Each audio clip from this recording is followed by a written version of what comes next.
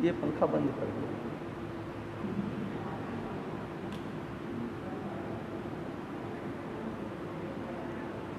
ओम नारायण नारायण नारायण नारायण।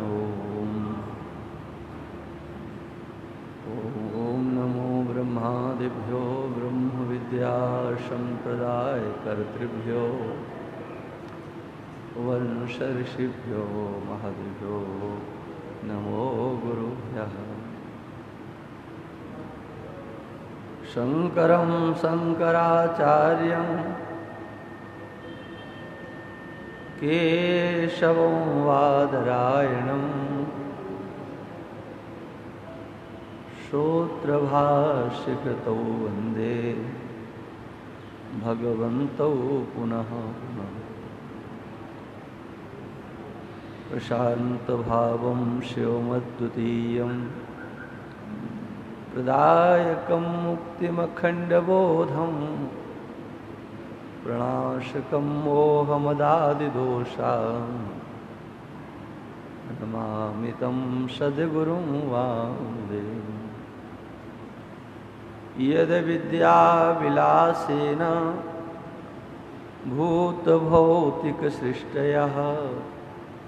तं नौमि परमात्मानं सच्चिदानन्दविग्रहम्। पार्थाय प्रतिबोधतां भगवता नारायणेन स्वयं व्यासेन ग्रथितां पुराणमुनिना मध्ये महाभारतम्। अद्वैतामृतवर्षिणीं भगवती मष्टादशाध्यायिनी मम्बत्वामनुसन्दधां भगवद्गीते भवद्वेषिणी। प्रपन्नपारिजाताय स्तोत्रवेत्रैकपाणये ज्ञानमुद्राय कृष्णाय गीतामृतदुहे नमः। गीतामृतदुहे नमो। श्रीमन्नारायण नारायण नारायण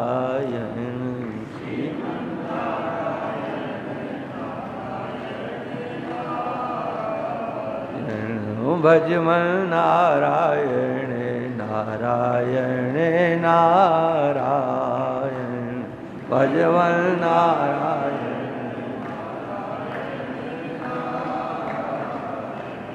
श्रीमन्नारायण नारायण नारायण श्रीमन्नारायण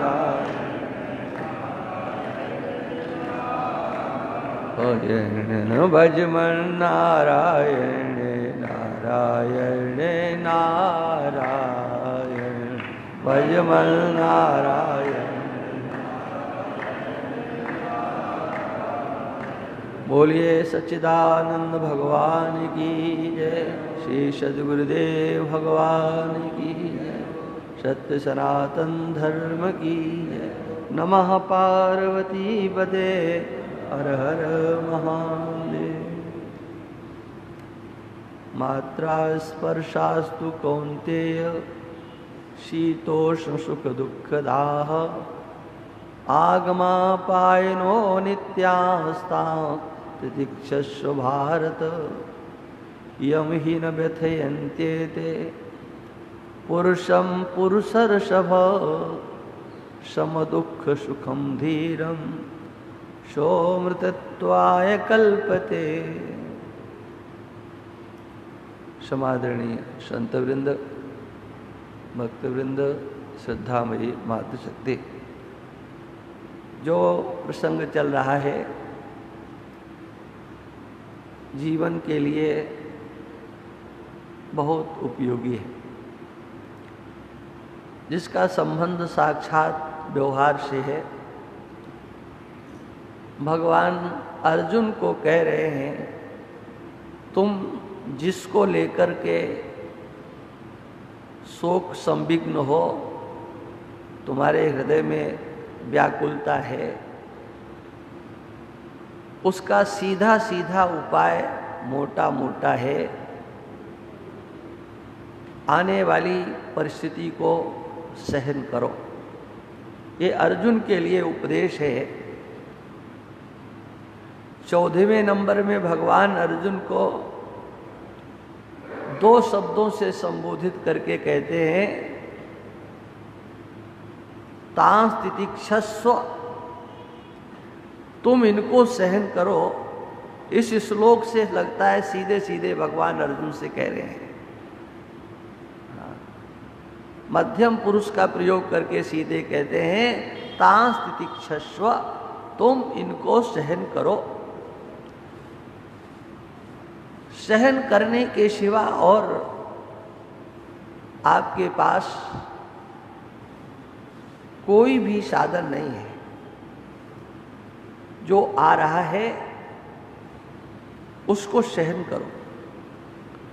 क्या मिलता है? तो कहा, दोनों प्रकार की परिस्थितियां तुम्हारे सामने आती है। शब्द, स्पर्श, रूप, रस, गंध, ये 5 विषय, इनका जब हमारे ज्ञानेंद्रियों से संयोग होता है तो हमारे धारणा के अनुसार अपने आप वृत्ति बनने लगती है।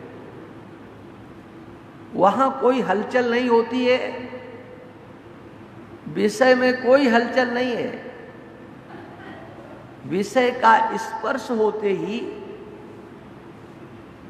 उसके प्रति जैसी धारणा है, एकदम संकल्प विकल्प होने लग जाते हैं। कान से शब्द को सुना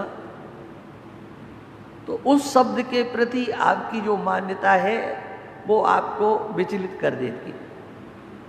विचलित होने का स्वरूप है या तो आपको प्रसन्नता की प्राप्ति होगी या आपको खेद होगा, खिन्नता होगी। ये शब्द हमको क्यों सुनने को मिले?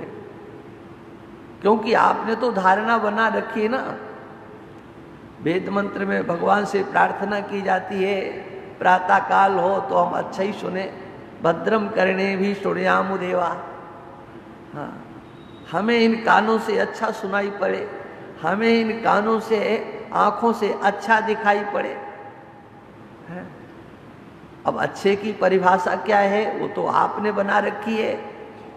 आप शास्त्र सम्मत जीवन व्यतीत करने वाले हैं तो आपकी जो मान्यता है वो आपके धार्मिक जीवन में, सामाजिक जीवन में बहुत बड़ा महत्व रखती है। लेकिन उस मान्यता को सब स्वीकार करें तब ना, भले ही वह विश्व बंधुत्व की भावना से हो। बहुत अच्छी भावना है आपकी, लेकिन आप स्वयं अपने तक इसको सीमित रखें तो अच्छा होगा। नहीं तो ये भावना भी हमको विक्षेप दे देगी। दूसरों से अपेक्षा जब हम करेंगे कि जैसा हम सोच रहे हैं वैसा आप भी सोचो, और जब वो नहीं सोचेगा, नहीं ऐसा करेगा तो आपको विक्षेप होगा। इसलिए प्रथमावस्था साधना की होती है कि हम पहले उसको अपने ऊपर लाने की चेष्टा करें। सर्वे भवन्तु सुखिनः, सर्वे सन्तु निरामया। किसी को रोग नहीं हो, सभी सुखी हो जाएं, ये आपकी साधना है। आप इसको प्रार्थना के रूप में भगवान से रोज कह सकते हो, लेकिन इस प्रार्थना के अनुसार व्यवहार नहीं दिखाई दे तो प्रार्थना बंद कर दोगे क्या? आप कहें इस प्रार्थना का कोई मतलब नहीं, हम तो रोज भगवान से कहते सब सुखी हो, लेकिन सब सुखी नहीं दिखाई देते। हम भगवान से कहते हैं कि किसी को रोग नहीं हो, लेकिन हमें रोगी दिखाई देते हैं। तो प्रार्थना बंद कर देंगे क्या? आप कहेंगे बंद तो नहीं करेंगे। ये प्रार्थना जो आप कर रहे हैं, उस प्रार्थना का प्रभाव जिनके लिए कर रहे हैं उन पर नहीं होने वाला है। ये तो आपको अपने हृदय को ठीक करने के लिए है। साधना पहले अपने से शुरू होगी। अन्यों पर उसका प्रभाव पड़ेगा कि नहीं पड़ेगा, सब सुखी होंगे कि नहीं होंगे, इसकी गारंटी तो हमारे ऋषियों ने नहीं ली है। लेकिन सबको सुखी करने की, सबको सुखी देखने की आप प्रार्थना करोगे तो आपका हृदय जरूर अच्छा हो जाएगा। आप अपने हृदय को अच्छा करने की चेष्टा करें। इसलिए प्रार्थना कर रहे हैं, भद्रम करने भी सुनियाम, हे प्रभु हम अपने कानों से अच्छा सुने, लेकिन जब अच्छा नहीं सुनने को मिले तब क्या करें? उस समय क्या होगा? और उसी परिस्थिति के लिए, उसी स्थिति के लिए भगवान यहां कह रहे हैं, तुम्हारे अनुकूल भी दृश्य हो सकता है और तुम्हारे प्रतिकूल भी दृश्य हो सकता है। जो विषय है वो सब दृश्य है। ये तो आप लोग इतने दिनों में समझ ही चुके होंगे। शब्द, स्पर्श, रूप, रस, गंध, ये पांचों के पांचों विषय दृश्य हैं।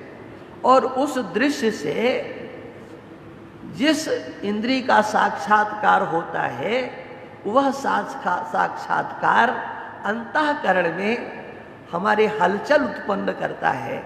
उस दृश्य से हम व्यथित हो जाते हैं, द्रवित हो जाते हैं। उन दोनों स्थितियों को विचलित होना ही कहेंगे।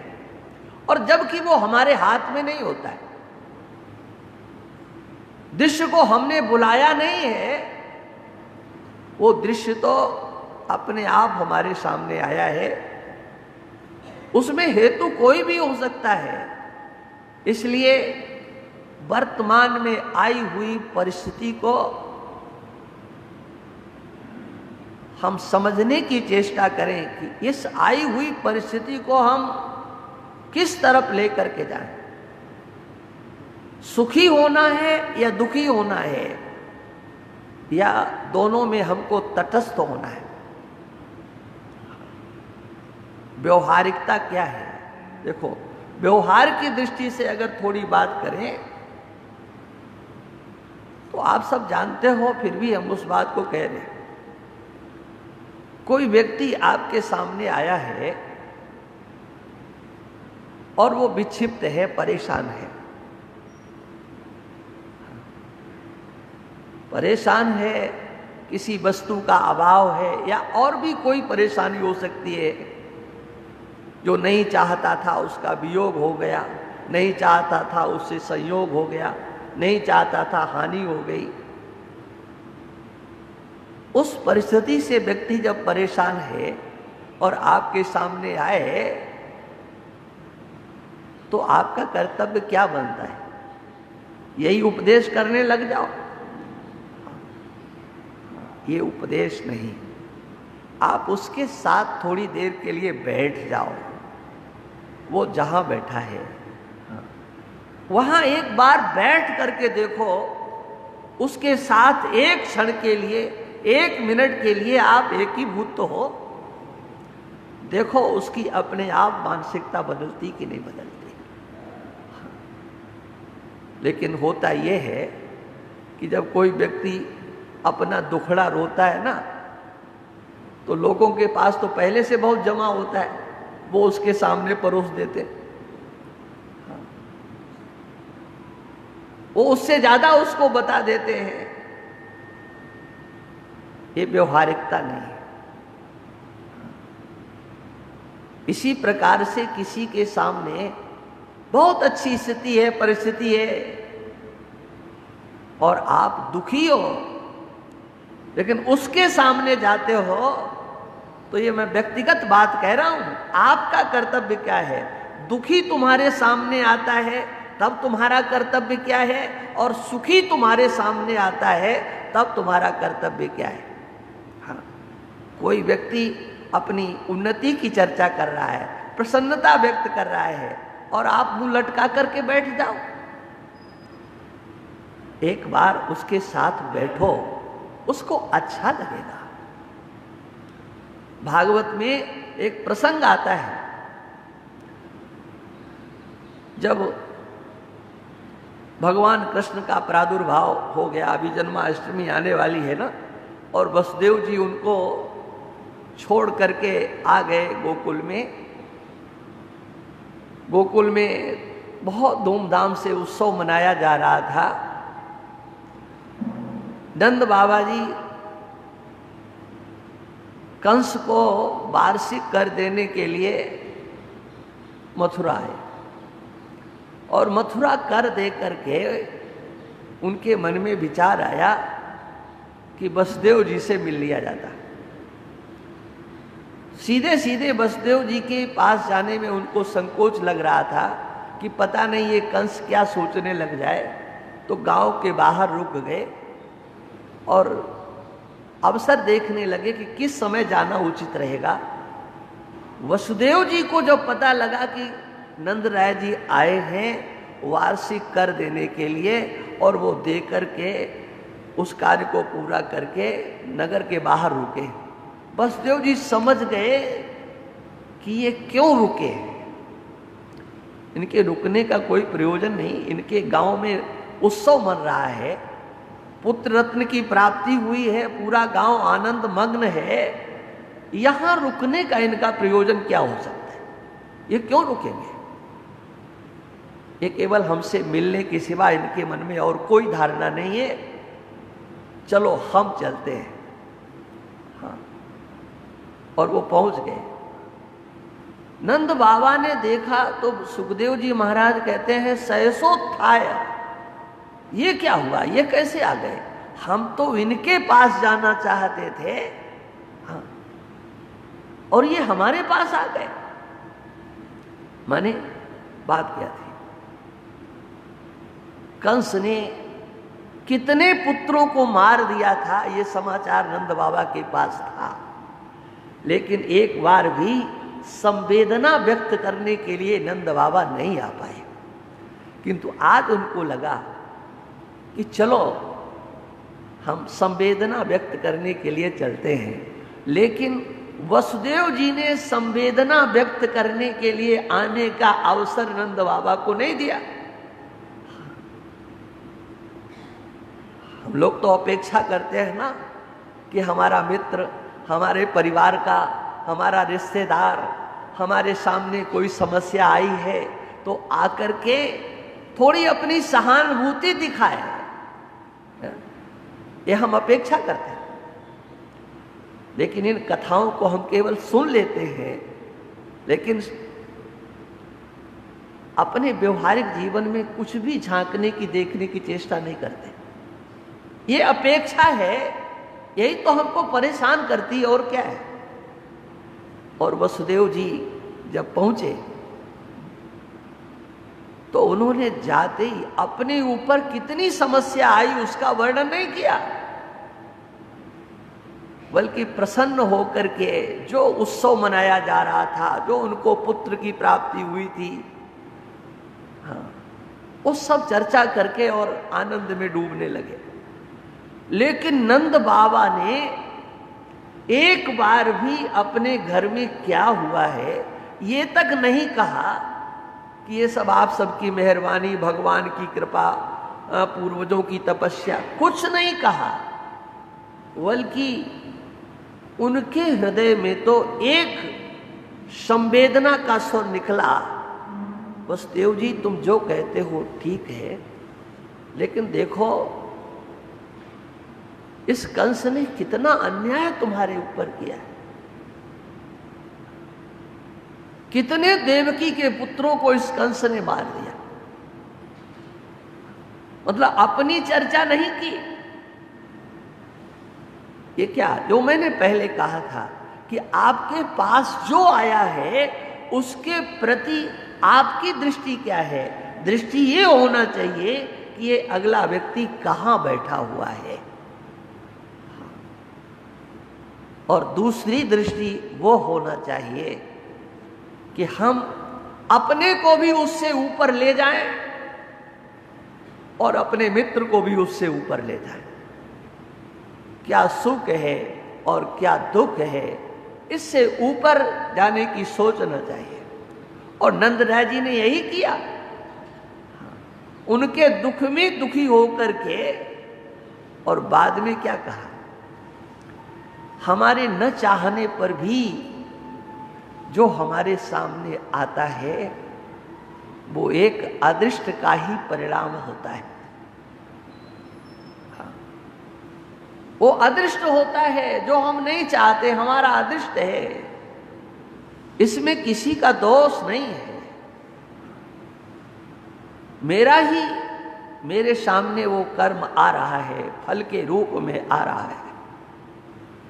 भगवान कृष्ण अर्जुन को ये उपदेश करते हुए हम लोगों के लिए कि जो कुछ आपके सामने प्राप्त हो रहा है, जो कुछ आपको मिला है, उसमें थोड़ा तटस्थता की भूमिका निभाओ। अगर आपके पास कुछ ऐसा आया है कि जिससे आप सुखी हुए हो, तो ज्यादा फूलो मत। क्यों? ये आज जैसा है वैसा कल रहने वाला नहीं। और जो दुख आया है उसके संबंध में भी एक धारणा बना लेना चाहिए कि ये कल रहने वाला नहीं है। हाँ, ये तो जाएगा। इसको हटाने का आप प्रयास मत करो। भगवान कृष्ण कहते हैं ये जो ऋतुएं परिवर्तित होती हैं, इनको क्या बुलाना पड़ता है? बुलाना नहीं पड़ता है। बुलाने से आए तो हम लोग अपनी अपनी मर्जी से चाहे जब बुला ले। बुलाना नहीं पड़ता है। ये ऋतुएं आती हैं और इनको भेजना नहीं पड़ता है, ये चली जाती है। इसी प्रकार से सुख आते हैं, हमें लगता है क्या हमने मेहनत की है इसलिए यह सब हुआ है। ये बहुत बड़ी भूल है। सच्चे ईमानदार हो, यदि अपने मेहनत का, परिश्रम का, पुरुषार्थ का परिणाम सुख मानते हो तो ईमानदारी इसी में है क्या कि जो दुख तुम्हारे जीवन में आ रहा है वो भी तुम्हारे कर्म का परिणाम है, इसको स्वीकार कर लो। हाँ। लेकिन व्यक्ति स्वीकार नहीं करता। हाँ। कहते हैं ना कि मीठा मीठा खाते चले गए, हाँ, और कड़वा आया तो बोले नहीं नहीं इसको नहीं खाना है। क्यों भाई? हाँ। अगर तुम पुरुषार्थी हो, अपने कर्म का परिणाम सुख मानते हो, तो अपने कर्म का ही परिणाम आपको दुख स्वीकार करना चाहिए। लेकिन बात यहां पर कहना यह है क्या कि वो आपके कर्म का परिणाम कुछ भी हो, उसे आप पकड़ करके नहीं रख सकते हो। ऋतुओं की तरह से हाँ वो जाने वाला है, ये निश्चित समझ लो। जिन इंद्रियों के संयोग से विषयों के द्वारा आपको सुख या दुख की प्राप्ति हुई है, ये अनिश्चित काल के लिए है। इसमें आप स्थिर नहीं रह सकते हो। कब तक सुख मिलेगा, कब तक दुख मिलेगा। वास्तव में ये बहुत बड़ी एक भ्रांति है। मैं उसकी भी चर्चा करूंगा, ये आगे विषय आने वाला है। लेकिन अभी व्यवहारिक क्षेत्र को लेकर के हमको इस पर थोड़ा चिंतन करना होगा। और भगवान ने अर्जुन के साथ एक खुली घोषणा कर दी, हे अर्जुन, मैं तुम्हें जो ये उपदेश कर रहा हूं कि इस सुख और दुख को सहन करो। तांस्तितिक्षस्व, ये सुख और दुख जीवन में जो आने वाले हैं इनको सहन करो। ये केवल तुम्हारे लिए नहीं है, जो इसको सहन कर लेता है वो अमृतत्व की प्राप्ति कर देता है। 15वें श्लोक में भगवान ने इसको साधना बता दिया। वैसे 14वें श्लोक को पढ़ने से तो ऐसा लगता है कि भगवान अर्जुन को इसलिए कह रहे हैं कि अर्जुन दुखी है। किस लिए? कि ये युद्ध होगा और निश्चित होने वाला है, तब ये हमारे लोग मारे जाएंगे, मार काट होगी, विनाश हो जाएगा। हाँ, हमारे यहाँ पर इतनी अराजकता फैल जाएगी, माताएं विधवा हो जाएंगी, संतानें निपुती हो जाएंगे, ये माता पिता से रहित अनाथ हो जाएंगे। इस प्रकार से ये अनेक प्रकार का विषाद अर्जुन के जीवन में आया हुआ है। भगवान कहते हैं कि ये तो अवश्यंभावी है, ये तो रुकने वाला नहीं है। इसको सहन करने के सिवा और कोई दूसरा उपाय नहीं है। हाँ। बोले बाण चलेंगे, तलवारें चलेंगी, अस्त्र शस्त्र छोड़े जाएंगे, खून खराबा हो जाएगा, तो खून खराबे से जरा बचना चाहिए। लेकिन खून खराबा नहीं होता है तो अमर कितने लोग रहेंगे? है? खून खराबा नहीं होना चाहिए, ये बात अच्छी है, लेकिन खून खराबे के भय से क्या अनाचार दुराचार पनप रहा हो तो इसका विरोध नहीं करना चाहिए। इस बात को लेकर के नहीं समाज में शांति बनी रहे, इस धारणा पर भी थोड़ा चिंतन करना चाहिए। खून खराबा ना हो, जो होता है उसे होने दिया जाए। भगवान कहते बिल्कुल नहीं होने दिया जाए। अगर स्वधर्म संरक्षण में, स्व अस्मिता की संरक्षण में यदि कहीं विषम परिस्थिति आती है जिसको आप नहीं चाहते हो, तो उससे डरना नहीं चाहिए। यहां पर भगवान ने एक संबोधन दिया है, मात्रा स्पर्शास्तु कौन्तेय, तुम कुंती नंदन हो, कुंती के पुत्र हो। यहां कौन्तेय शब्द में भी एक उपदेश ध्वनित होता है। तुम कहां विचलित हो रहे हो? अपने आप को भूल गए हो? मैं जब हस्तिनापुर से लौटा था और तुमने मेरे से पूछा था कि मेरी मां कुंती ने क्या कहा है, तो मैंने तुमको बता दिया था। क्या तुम उसको भूल गए हो? हाँ। कौन्तेय शब्द से भगवान अर्जुन को कुंती के दिए गए संदेश को लेकर के अर्जुन को झकझोर रहे हैं। और जानते हो, कुंती ने अर्जुन के लिए क्या संदेश दिया था? महाभारत में आप पढ़ेंगे तो आपके रोंगटे खड़े हो जाएंगे। ये कुंती ऐसा बोलती। भगवान कृष्ण जब हस्तिनापुर गए संधि कराने के लिए, वो कथाएं आपको सबको ज्ञात है, अच्छी तरह से पढ़ी हुई है, सुनी हुई है और देखी हुई है। हाँ, उस समय नहीं, लेकिन वो टेलीविजन पर देख लिया आपने।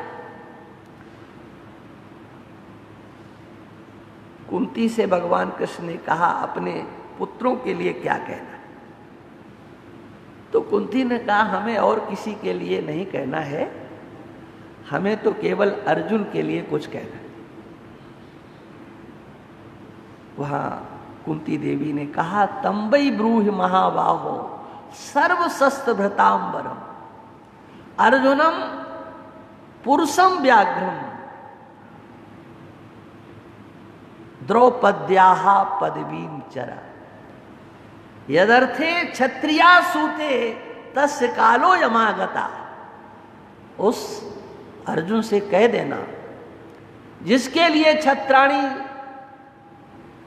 अपने संतान को जन्म देती है, पुत्र को जन्म देती है, वो समय अब आ गया है।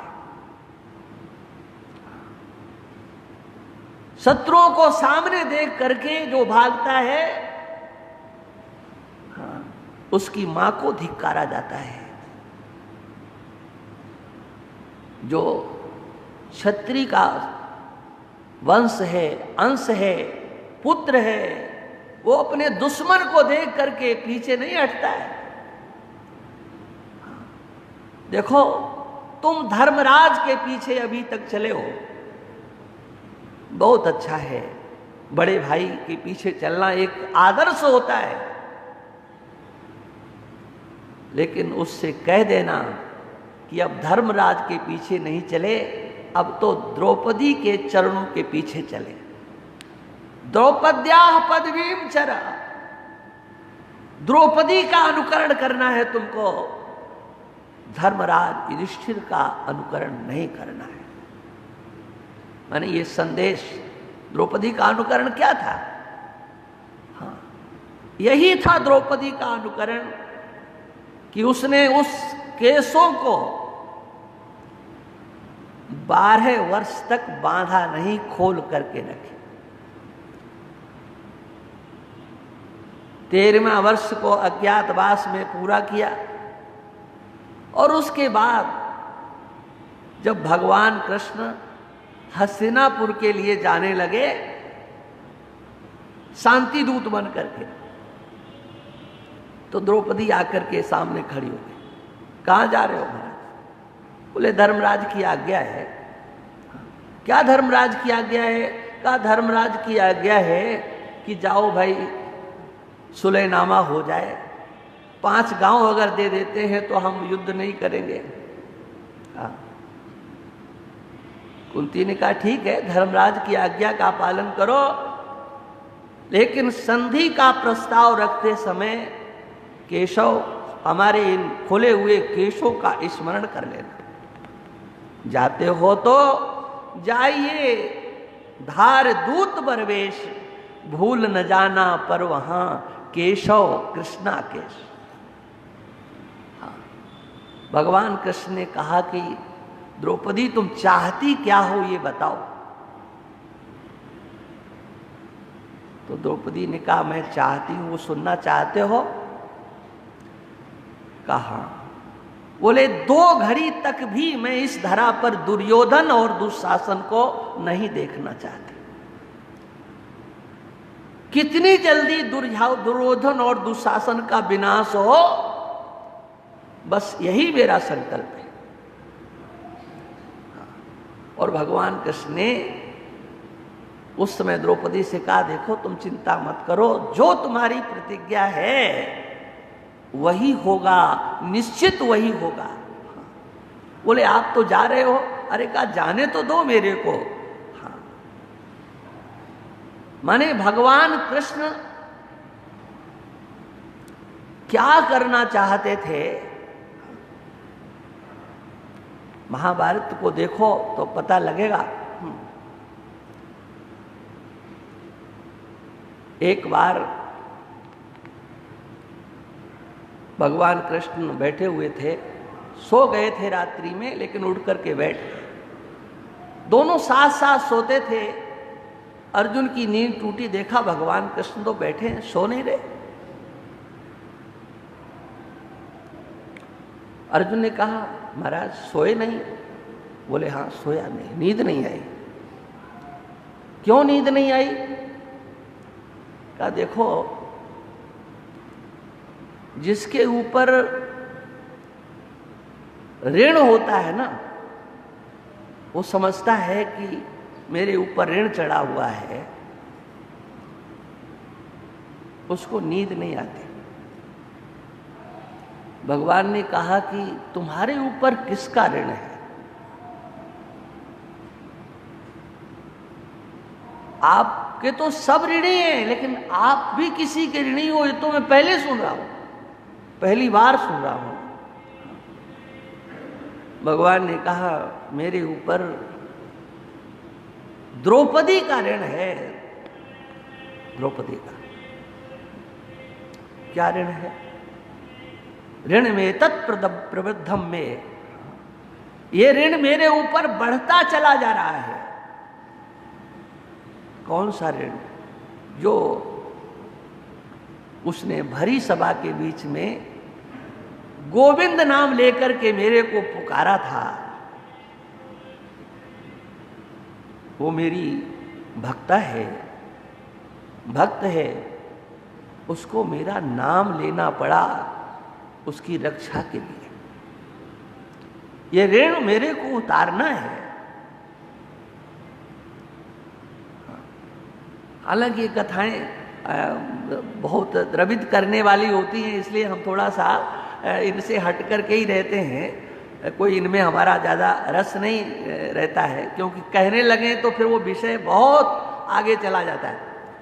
मुझे कहना यह है कि यहाँ पर कौन्तेय संबोधन जो भगवान ने अर्जुन के लिए किया, भगवान उससे ध्वनित करना चाहते हैं जो कुछ जिसको लेकर के तुम विषादग्रस्त हो वो तो अवश्यंभावी है, होगा ही, निश्चित होगा, और तुम्हारे न चाहने पर यह रुकने वाला भी नहीं है। रोकने का प्रयास तो सबने किया, लेकिन कहां वो रुका? ये तो आमने सामने खड़े हो गए हैं। अब क्या करना है? अब जो परिस्थिति है उस परिस्थिति को सहन करना ही तुम्हारा कर्तव्य है। कुछ भी हो सकता है, हम तुम्हारी बात का समर्थन करते हैं। यदवा जयेम यदवानो जयेम। हाँ अर्जुन, ये युद्ध है, कौन जीतेगा कौन हारेगा इसमें निश्चित खेल कुछ नहीं है। लेकिन परिणाम दो में से एक ही होगा, या तो जय या पराजय, और दोनों के दोनों विचलित करने वाले होते हैं। इसलिए उस अवस्था में भी तुमको अपने आप को संभालना होगा, और तुम संभालने में समर्थ हो अर्जुन। अपने आप को तुम संभाल सकते हो, अपने आप को तुमने अभी तक संभाला है। कैसा भी दृश्य हो उसमें आपने अपने आप को बचा करके रखा है। इसलिए जो कोई परिस्थिति तुम्हारे सामने आ रही है, उस परिस्थिति को हटाने की कोशिश मत करो। उसमें आप व्यवहार कैसे कर सकते हो, उससे आप उसकी फलश्रुति से कैसे बच सकते हो, माने इस परिस्थिति से क्या मिलेगा? दो ही मिलेंगे, सुख अथवा दुख। तो देखो इनमें भी तो कोई नित्यता नहीं है ना। ये सुख और दुख, जैसे ये संसार नित्य नहीं है, स्थिर नहीं है, ऐसे ये प्राप्त होने वाले सुख और दुख ये भी तो रहने वाले नहीं है। हाँ यही होता कि जो दुख आ गया है वो रहेगा नहीं, रहेगा ही, ऐसा ही निश्चय होता कि अब तो आ गया, अब ये जाएगा ही नहीं। तो ऐसा तो नहीं है। सुख आ गया है तो अब ये जाएगा ही नहीं, ऐसा तो बिल्कुल है ही नहीं। क्यों? जैसा पेड़ होता है उसके फल भी उसी तरह के हुआ करते हैं। ये संसार वृक्ष, इसमें दो फल हैं, और वो सुख और दुख के रूप में प्राप्त होते हैं। तो श्रुति भगवती कहती है कि संसार वृक्ष के जो दो फल हैं इसमें ज्यादा अटकना नहीं है। क्यों? जब वृक्ष ही नित्य नहीं है तो वृक्ष के फल कहां से नित्य हो जाएंगे? ऊर्ध्वमूल मदशाखा मत्सत्थम प्राहुरव्ययम। भगवान कहते हैं कुछ विद्वानों ने इस वृक्ष को, संसार वृक्ष को अनादि बताने की चेष्टा की है, अव्यय बताने की चेष्टा की है, लेकिन ये अनादि अव्यय कहा जाता है, किंतु इसकी उपलब्धि अनादि के रूप में, अव्यय के रूप में नहीं होती है। ये ऐसा वृक्ष है, ये तुम्हारे सामने रहते हुए भी ओझल हो सकता है। संसार बना रहे और संसार हट जाए, क्या ऐसा संभव है? हाँ, बोले ये संसार रूपी वृक्ष ऐसा है, इसको अगर अच्छी तरह से समझने की चेष्टा करोगे तो इसे करना कुछ नहीं पड़ेगा। ये जहां के तहां रह करके इसकी जो स्थिरता है, इसका जो अस्तित्व है, वो तुम्हारी बुद्धि से जिस दिन गायब हो जाएगा, संसार तो जैसे का तैसा रहेगा, लेकिन इसके जो फल है ना, वो आपके सामने आएंगे। तो जब संसार की दुर्दशा आपके द्वारा कर दी जाएगी तो उसके फलों का क्या हिसाब होगा?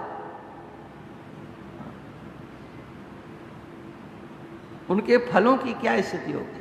लेकिन इसके लिए थोड़ी मेहनत तो करनी पड़ेगी।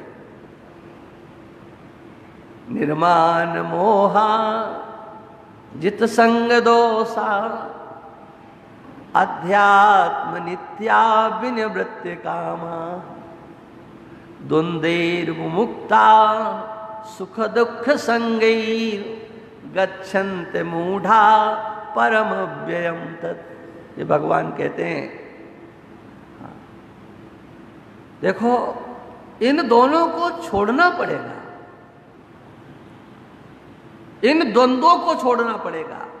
द्वंद्वों को आप मिटा नहीं सकते हो, द्वंद्वों को आप हटा नहीं सकते हो, लेकिन वो समग्र द्वंद्व जो फल के रूप में आते हैं ना, उनसे तो आप तटस्थ हो सकते हो, उनसे आप अलग हो सकते हो। द्वंद्वैर विमुक्ता, तो कहा क्या द्वंद्व है? अरे द्वंद्व तो बहुत है। बोले दोनों ही जिनका नाम सुख और दुख है, इनसे मुक्त हो जाओ। संसार को नहीं हटाना है, संसार जहां के तहां रहने दो, संबंध जहां के तहां रहने दो, व्यवहार जहां का तहां रहने दो, लेकिन उसके फलों से थोड़ा तटस्थ हो जाओ। और ये कोई कार्य कठिन नहीं है। इतिहास के द्वारा, पुराणों के द्वारा, कथाओं के माध्यम से हमें इसी स्थिति तक पहुंचना है। हाँ, केवल कथा पुण्य देती है इतना ही मान करके मत रखो। आपकी कथा केवल परलोक बनाएगी, भगवान के धाम ले जाएगी, यहां तक ही समझ करके मत रखो। आपको उस कथा से वह प्राप्त करना है जिससे कि हमारा ये व्यवहारिक क्षेत्र भी बहुत अच्छा हो सके। अच्छा नहीं, बहुत अच्छा हो सके। व्यवहार करते हुए भी, व्यवहार से हम निर्लिप्त कैसे रहें? और निर्लिप्तता क्या है? लोग कहते हैं कि व्यवहार करके हम निर्लिप्त कैसे रह सकते हैं, तो वो समझते ही नहीं है कि निर्लिप्तता क्या चीज है, लिप्तता क्या है, निर्लिप्तता क्या है, उसको वो जानते ही नहीं। ये लोगों के मन में बात आती है कि व्यवहार भी करें और उससे अलग कैसे रहें। तो व्यवहार करोगे तो व्यवहार से अलग कैसे रहोगे? ये कहाँ कहा गया है कि कोई ऐसी विधा है कि व्यवहार करो और व्यवहार से अलग रहो? काजर की कोठरी में कैसो हूं सयानो जाए, है? काजर की एक रेख लागे है तो लागे है। तुम कितने ही समझदारी से जाओ, वहां तो कालोच लगेगी। तो बोले फिर निर्लिप्तता क्या है? हाँ। व्यवहार करते समय आपके सामने यही दोनों आकर के खड़े होंगे। कौन? सुख अथवा दुख। ये नहीं कि तुम ज्यादा समझदार हो तो इनको बचा जाओ। अगर भगवान भी अवतार लेकर के आएंगे तो उनके सामने आए भी हैं, हाँ, कथाओं में आप देखेंगे आए भी हैं, लेकिन उनके सामने भी वो व्यवहार कुशलता यही लेकर के आकर के खड़ी हो गई। हाँ। लेकिन व्यवहार उन्होंने किया, उनके सामने स्थितियां आई, परिस्थितियां आई। हाँ, कल मैंने जैसे आपको सुनाया था, भगवान श्री राम के समक्ष दशरथ जी के द्वारा दोनों स्थितियों को रखा गया कि देखो ज्योतिषियों ने कह दिया है या तो मृत्यु या मृत्यु जैसा कष्ट। ये भी उन्होंने अपने कानून से सुना कि मेरे पिता को ये तो मृत्यु हो सकती है या मृत्यु जैसा कष्ट मिलेगा। और ये भी अपने कानों से सुना कि कल तुम्हारा राज्याभिषेक होगा, तुम युवराज पद पर अभिषिक्त किए जाओगे। लेकिन दोनों स्थितियों में उन्होंने अपने आप को विचलित नहीं होने दिया, वो जहां के तहां व्यवस्थित रहे। प्रसन्नताम या न गताभिषेक तस्तथा। पिता को कष्ट प्राप्त होगा, मृत्यु होगी, इसको लेकर के भी रोए नहीं, दुखी नहीं हुए। और कभी भी उन्होंने इस बात को किसी को बताया भी नहीं कि ऐसा हमारे पिता ने हमको कहा था। कभी उन्होंने किसी को कहा भी नहीं। और जिस समय पर उनके सामने ये प्रसंग आया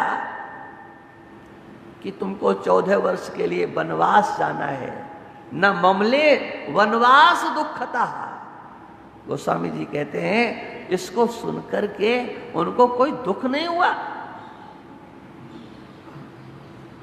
कोई दुख नहीं हुआ। बोले यही गलती है, एक बहुत बड़ी गलती है।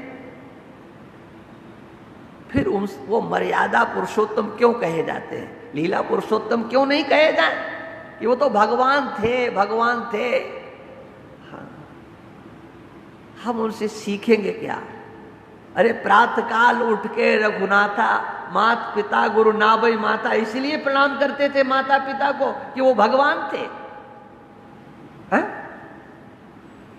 भगवान थे इसलिए प्रणाम करते थे। ये नहीं कि एक जगह हो, रावण का जब संहार कर दिया तो दशरथ जी वहां आए, देवताओं के द्वारा पुष्प वृष्टि हो रही थी, ब्रह्मा शिव इत्यादि के द्वारा स्तुति की जा रही थी, जय हो जय हो,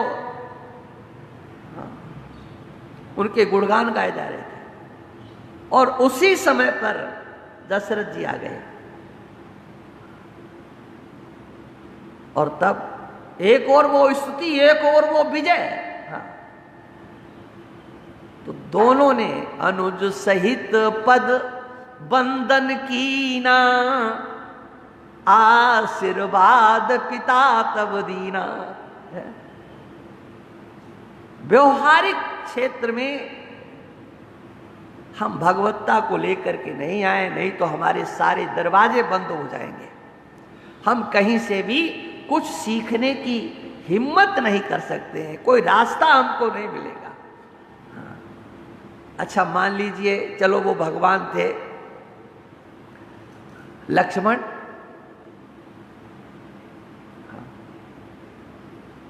लक्ष्मण ने सुना कि राम जी वन जा रहे हैं, मैं भी जाऊंगा। जिस प्रसंग को लेकर के समग्र अयोध्यावासी दुखी थे, लेकिन लक्ष्मण तो बिल्कुल दुखी नहीं थे। बन जा रहे हैं, मैं भी जाऊंगा। और उससे भी आगे उनकी माता सुमित्रा, सुमित्रा ने जब लक्ष्मण के मुख से यह सुना कि राम जी को 14 वर्ष का वन मिला है, तो सुमित्रा ने देख लिया क्या कि दशरथ जी के प्राण जाए बिना नहीं रह सकते। हाँ। इनकी मौत सुनिश्चित है और लक्ष्मण को रोका नहीं जा सकता है। लेकिन अपने आप को सुमित्रा ने कहां खड़ा कर दिया। हाँ। लक्ष्मण से कहा कि तुम हमारे पास क्यों आए? बोले आप हमारी मां हो। कहा नहीं नहीं, मैं तो झूठी मां हूं, असली मां तो जानकी है। तात तुम्हारे मां तो बह देगी, पिता राम सौभांत सनेई। और ये केवल गोस्वामी जी नहीं, वाल्मीकि रामायण में लिखा है। सुमित्रा कहती हैं रामम दशरथम विद्धि माम विद्धि जनकात्मजाम, अवधम अटवीम विद्धि गच्छतात यथा सुखम।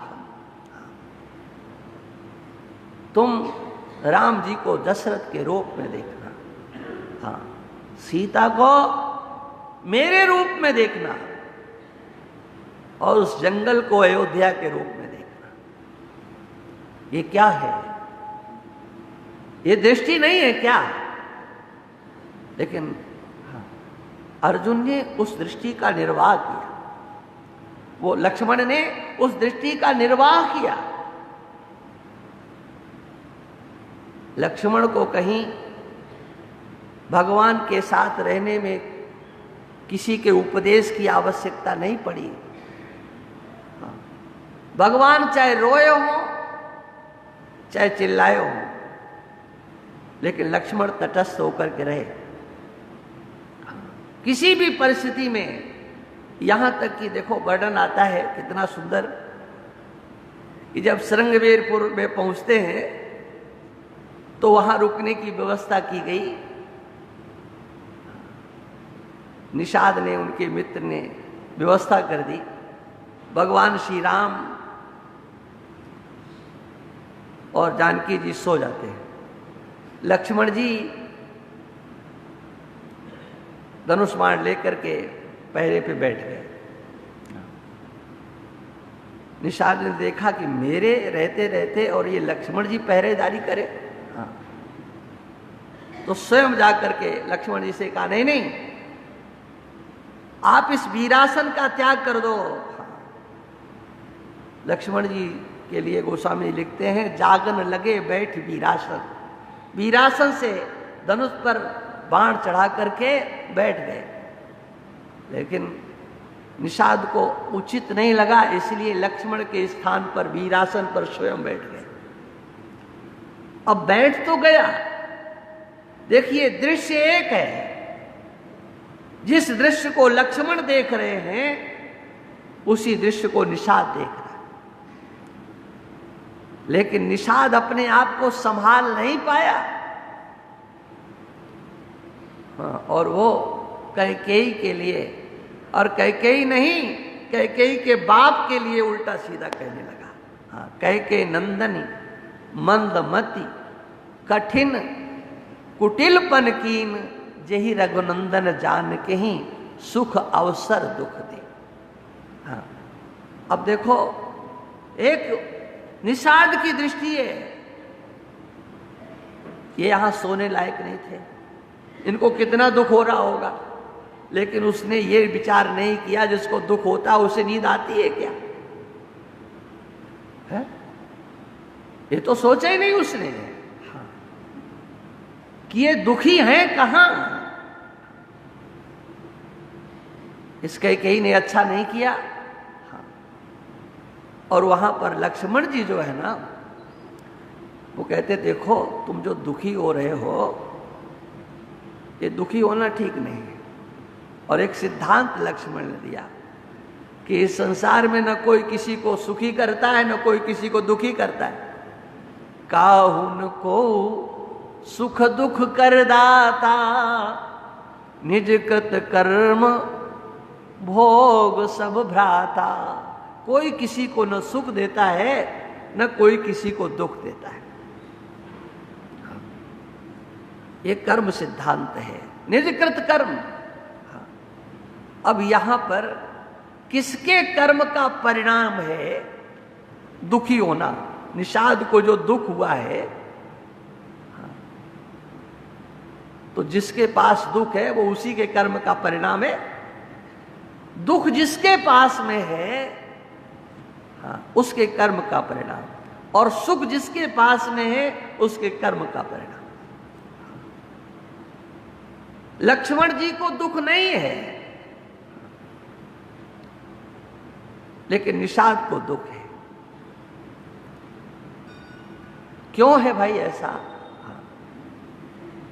ऐसा इसलिए है कि लक्ष्मण जी को भगवान श्री राम के स्वरूप का पूरा पूरा ज्ञान है। ये क्या है, क्या कर रहे हैं, ये लक्ष्मण जी पूरा का पूरा जानते हैं।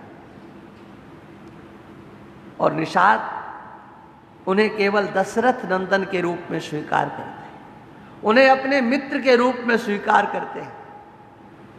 और जैसी लोग की धारणा होती है कि सुख क्या है और दुख क्या है, बंगले में रहना सुख है, झोपड़ी में रहना दुख है, पेड़ के नीचे रहना दुख है, क्या वास्तव में ये परिभाषा सही है? हाँ, ये परिभाषा सही नहीं है। ये परिभाषा बिल्कुल सही नहीं। आप लोगों ने कितने को देखा हम नहीं जानते। हमने तो अनेकों महापुरुषों को पेड़ के नीचे देखा है रहते हुए, झोपड़ी में रहते हुए देखा है। सोचो वो वहां सुखी होते हैं कि दुखी होते हैं? रागात्मिका वृत्ति से होने वाला जो भी व्यवहार है ना, वो सुख भी एक दिन दुख में बदल जाता है। और वैराग्य के आश्रय से जो व्यवहार किया जाता है, वो दुख भी सुख के रूप में बदल जाता है। क्योंकि वहां पर संसार के सुख और दुख की पहुंच नहीं है। न सुखम चेन्द्र राजस्य, न सुखम चक्रवर्तिना, यह सुखम बीत रागस्य मुनेरे कांत जीवना। जहां पर शब्द स्पर्श रूप रस गंध, ये पांचों विषय नहीं होते, कोई व्यवहार नहीं होता, वहां पर सुख होता है कि नहीं, ये संसार के लोग इस बात को नहीं समझ सकते हैं। वहां कैसा सुख होता है इसकी वो कल्पना भी नहीं कर सकते हैं। और निषाद संसार के लोगों की समझ को आगे करके कि संसार के लोग कहां सुख समझते हैं और कहां दुख समझते हैं, लेकिन लक्ष्मण जी इस बात को अच्छी तरह से समझते हैं कि सुख क्या है। भगवान के साथ रहना सुख है या भगवान से दूर रहना सुख है? भगवत सन्निधि सुख है या भगवत वियोग सुख है? आप चिंतन करो। निषाद की क्या स्थिति है? उसके मन में नहीं लगा कि मैं भगवान के पास बैठा हूं, वहां वो दुखी हो गया, क्योंकि उसका चित्त संसार में चला गया। रागात्मिका वृत्ति से गया हुआ संसार में चित्त वो सिवाय विक्षेप के और कुछ देता नहीं है। लेकिन लक्ष्मण के मन में किंचित मात्र भी ये नहीं आया, उन्हें दुख प्रतीत नहीं हुआ। लक्ष्मण भी उस दृश्य को देख रहे थे। लक्ष्मण को तो एक ही आनंद है कि मैं भगवान के साथ, भगवत सन्निधि जहां है वहां दुख कैसा है। और यह जीव तभी तक दुखी रहता है जब तक इसे भगवत सन्निधि प्राप्त नहीं होती। सुख भी उसका दुख में बदल जाता है। संसार का सुख दुख में बदल जाता है, लेकिन भगवत सन्निधि में न संसार का सुख होता है न दुख होता है। जैसे सुसुप्ति में जब गहरी नींद में व्यक्ति चला जाता है तो उसके सुख और दुख की क्या स्थिति होती है। हाँ, सुसुप्ति काले सकले विलीने, ये संसार का सुख और दुख सुसुप्ति तक नहीं पहुंच पाता है। हाँ, लेकिन वहां पर भी सुख की प्राप्ति होती है, सुख रूप में थी। ये समझने का विषय है। हाँ, गहरी नींद में सुख की प्राप्ति कहां से हो रही है? उस परमात्मा से। एकीभूत जब जीव होता है तब उसको सिवाय सुख के, और वो कैसा, निर्विषयक सुख, नित्य सुख, निरुपाधिक सुख और निरवधि सुख, कोई उसकी सीमा नहीं होती है। कब तक रहेगा? संसार के सुख की भी सीमा होती है।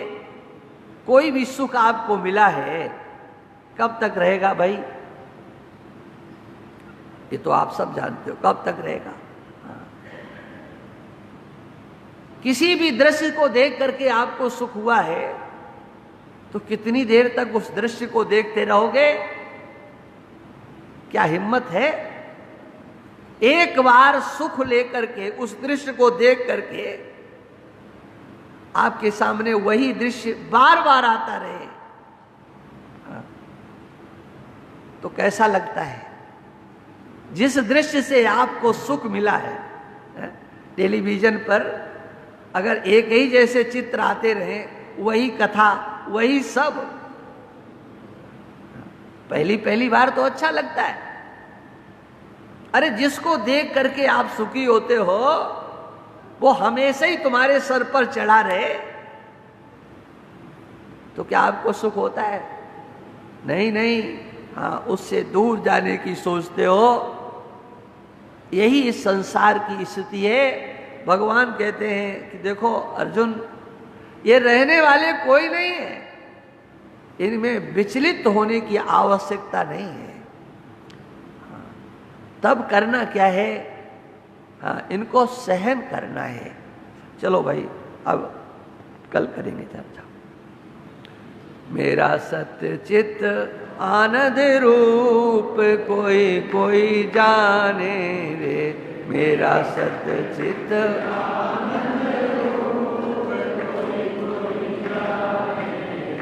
मेरा सत्य चित आनंद रूप कोई कोई जाने रे, मेरा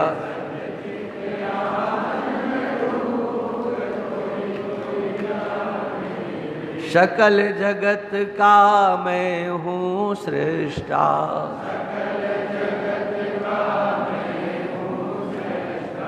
देह तीन का मैं हूँ दृष्टा,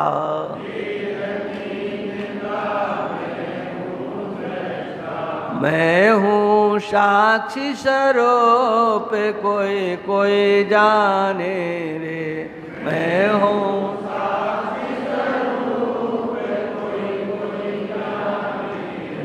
मेरा सत्य चित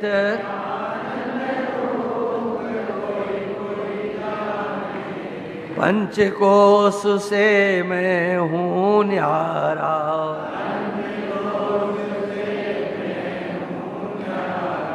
तीन अवस्था जाननहारा,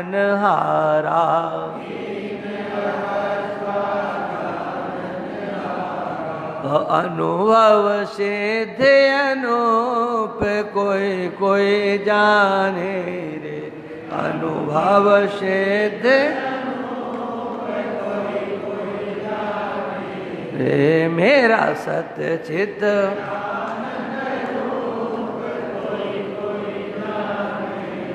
जन्म मरण मेरा धर्म नहीं है,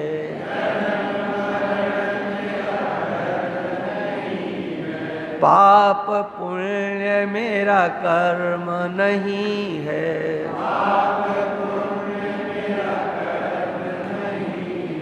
मैं हूँ सत्य स्वरूप कोई कोई जाने रे, मैं हूँ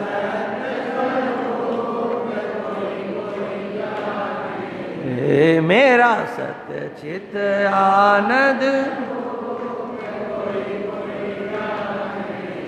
सूर्य चंद्र में तेज है मेरा,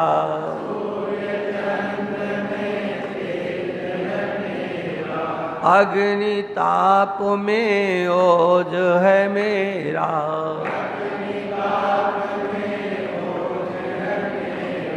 मैं हूँ ज्योति स्वरूप कोई कोई जाने रे, मैं हूँ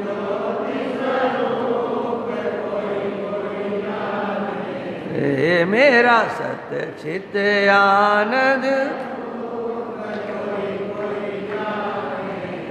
तीन लोक का मैं हूँ स्वामी,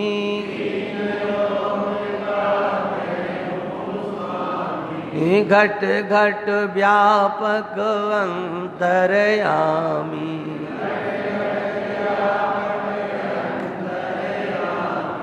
जो माला में सूत कोई कोई जाने रे, जो माला में मेरा सत्य चित आनंद रूप, राजेश्वर निज रूप पहचान,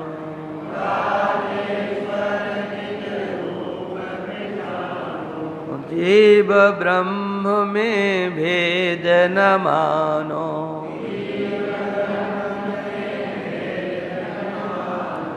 मैं हूँ ब्रह्म स्वरूप कोई कोई जाने रे, मैं हूँ